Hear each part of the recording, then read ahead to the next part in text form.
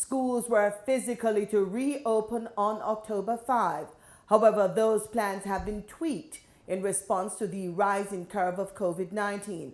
On Tuesday, Education Minister Favor Williams announced the measures intended to get students safely back in the classroom.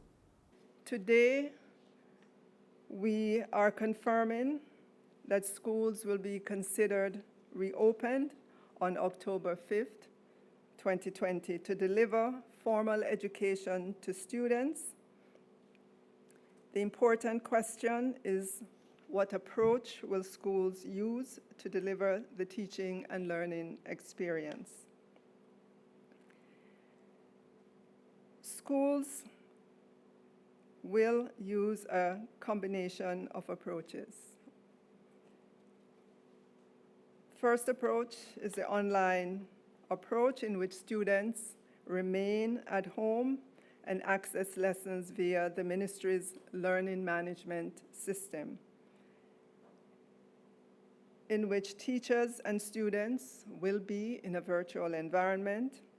The teachers will be able to teach online, the lessons will be recorded, and the students will be able to access at their convenience and as many times as they would like, and this, we believe, will help to improve the mastery of the subject matter.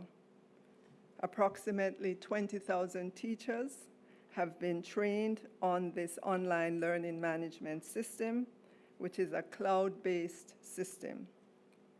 The second approach is that the ministry will be providing lessons or the platform for lessons using TV, cable, and radio. TVJ will be providing a dedicated channel for 24 hours, and also CVM, in collaboration with Ready TV, will also be providing a 24-hour dedicated station starting on October 5th. Students will get classes via TV, cable, or radio, and the ministry will provide the schedule. The third approach is that the ministry will provide printed material for students to utilize along with their textbooks and worksheets at home. These will be delivered to agreed drop-off points and at home, and this approach is particularly applicable for students without internet access. Minister Williams was speaking at a virtual press brief on Tuesday at Jamaica House. We recognize that schools can and will use a combination of these approaches where possible and appropriate and safe. Many principals have asked us about the possibility of students coming to the classroom, especially for those schools in remote, deep rural communities. Principals have even said to us that they'd like to be able to focus on the exam cohort, and in some cases where there's a lack of supervision at home of students by their parents, they would like those students to come into the classroom as well.